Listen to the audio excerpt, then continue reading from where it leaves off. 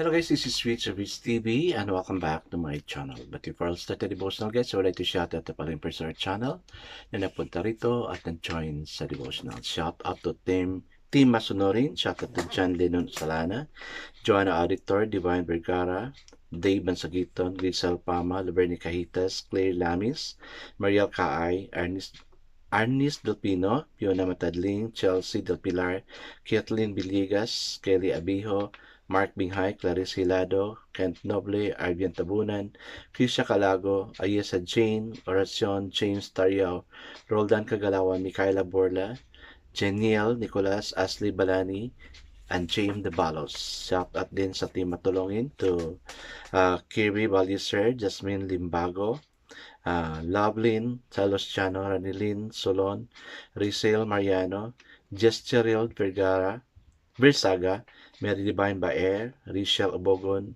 Kian Bautista, Ayan Bel Sisi, Sinon, Jefford Girigay, Shansi Pearl Villa Esther, Kyla Colasti, Gilbert Silion, Roxanne Espertas, Chesa, Glesa Balocan, and to Team Maparaan, shout out to Daryl P.S., D.B. Ortez, Rogin Tabuyan, Hinani Mag-abo, Gina Soberano, John W. Abiden, Marian Kim Moreno, Grant Neil Puertas, James Alcontin, Francis J. Canoy, Ian Coaton, Claire Cabanca, Rochelle Ann Kanda, to Team Onawain, to Jillian Istopel, to Jalaika Vertugana, Jaya Estrella, even shout out to my friends na mga YouTuber, to Connie Vlog, Michael Aburita, Heart Ponsalan, Jens TV, Retro Vlog, Pimbert Tolpo, and even to SSC of Korea and Queenie Amoyo.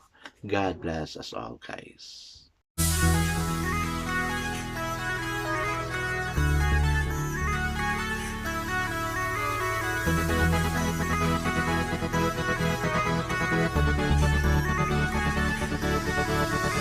Rich TV, where you heard it, number one is on the top.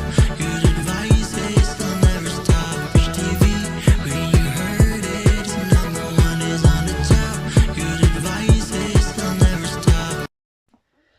Guys, Friday na talaga. At of course, since it's night, no, you can now rest, no, treat yourself. As I said, you need to treat yourself. Magmuni-muni naman, no. Sometimes be quiet or treat yourself to by just do malling, no, or going to the park to parang unstressing yourself. Kasi guys, sa mga estudyante ko, you're preparing something greater because pagbalik ng klase natin, it's already an examination. Kaya, don't not procrastinate, but instead, I want you to study. Guys, let's now proceed to our devotional. Let's open the Bible to 1 Corinthians chapter 7, verses 25 to 40 ata. Yes, to 40. And still guys, I'm using the devotional study Bible because the words used is so simplified, maintindihan talaga natin. This is the continuation of what we have read last night, particularly talking about marriage. The word of the Lord in 1 Corinthians chapter 7 verses 25 to 40 says, "Now about virgins, I have no command from the Lord, but I give a judgment as one who, by the Lord's mercy, is trustworthy. Because of the present crisis, I think that it is good for you to remain as you are. Are you married? Do not seek a divorce. Are you unmarried? Do not look for a wife. But if you do marry, you have not sinned. But if a virgin marries, she has not sinned. But those who marry will face many troubles in this life. And I want to spare you this. What I mean, brothers, is that the time is short. From now on, those who have wives should live as if they had none. Those who mourn as if they did not. Those who are happy as if they were not. Those who buy something as if they were not theirs to keep. Those who use the things of the world as if engrossed in them. For this world, in its present form, is passing away, I would like you to be free from concerns. An unmarried man is concerned about the Lord affairs, but he can please the Lord. But a married man is concerned about what the affair of this world, how he can please his wife, and in his interests are divided. An unmarried woman or virgin is concerned about the Lord's affairs. Her aim is to be devoted to the Lord in both body and spirit, but a married woman is concerned about the affairs of this world, how she can please her husband. I am saying this for your own good, not to restrict you, but that you may live in a right way, in undivided devotion to the Lord. If anyone thinks he is acting improperly towards the virgin he is engaged to, and if she is getting along in years and he feels he ought to marry, he should do as he wants. He is not sinning. They should get married. But the man who has settled the matter in his own mind, who is under no compulsion, but has control over his own will, and who has made up his mind not to marry the virgin, this man also does the right thing. So then, he who marries the virgin does right, but he who does not marry her does even better. A woman is bound to her husband as long as he lives, but if her husband dies, she is free to marry anyone she wishes, but he must belong to the Lord. In my judgment, she is happier if she stays as she is, and I think that I too have the Spirit of God. Amen and amen. Okay, guys, let's not pray. Father God, there are really those requirements you have relate to us, Lord God, about marriage.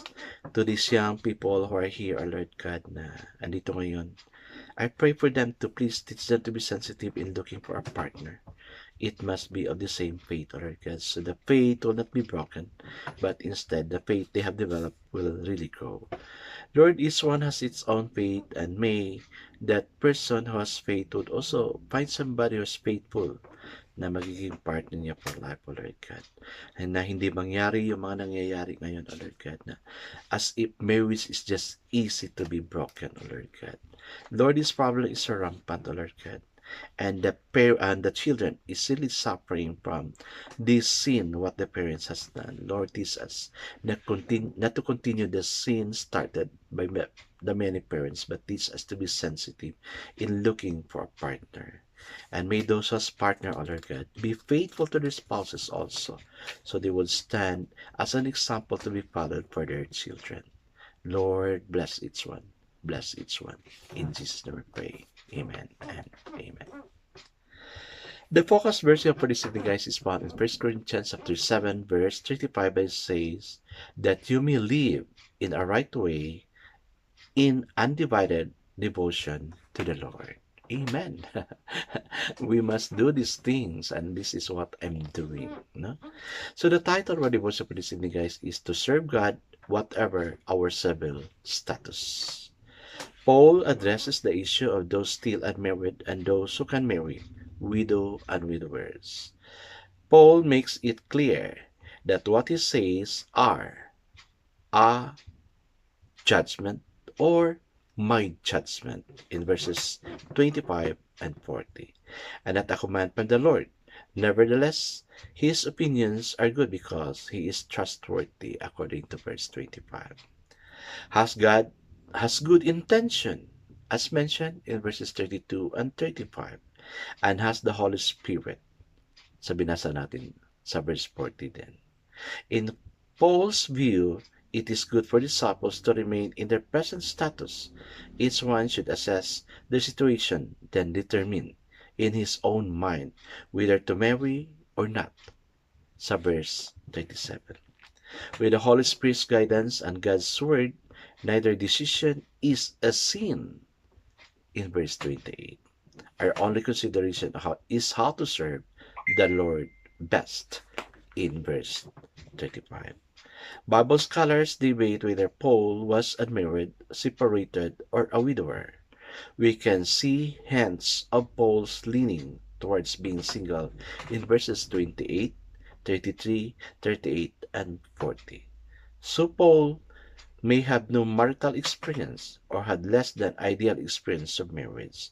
This could explain why he only expressed opinion and was silent on the glorious marital idea of one flesh in two bodies, worshiping and serving the Lord together. The relationship in marriage and in the church are based on those within the Trinity, our status as children of God, united with Christ and being indwelt by the Holy Spirit, enable married couples to approach the Trinitarian ideal. Marriage is a lifetime commitment, and we marry or remarry those who belong to the Lord in verse 39. Amen and amen. Yes, guys, because of the testimony I always hear na maraming nag-separate, nag-annul, nag-divorce, parang it's really a problem, no? And that's what one reason why I'm afraid too also, no? Kasi hindi natin maano, we cannot judge the situation. People are really getting into it because parang nagiging trend na siya ngayon. Nagiging usong-uso na siya, no? So I therefore conclude Paul is not married and God is not married also. So I do not worry if I will not get married kasi I already decided to remain single, no? I'm contented to my past already. Tama na yun. And I do not want to yung magkasala na, no? Tama na yun. Tama na yun. So, yun guys, no? There's a warning here sa binasa natin to this devotional. Kaya, let's not be in a hurry sa mga single, but to those who are committed to their spouse and children, then continue your commitment to your spouse and children so that the family will live happily, no? With God. So, yun, no? Dapat, we have to make money with what we heard today. I guess let's not pray. May we serve you, Lord, above all. May married or single. Amen and amen. Guys, whatever situation you are today, let's serve the Lord. God bless us always because I know surely blesses 10 times better. This is again Richard Bridge TV. Kita-kita tayo muli. Sa muli. Paalam.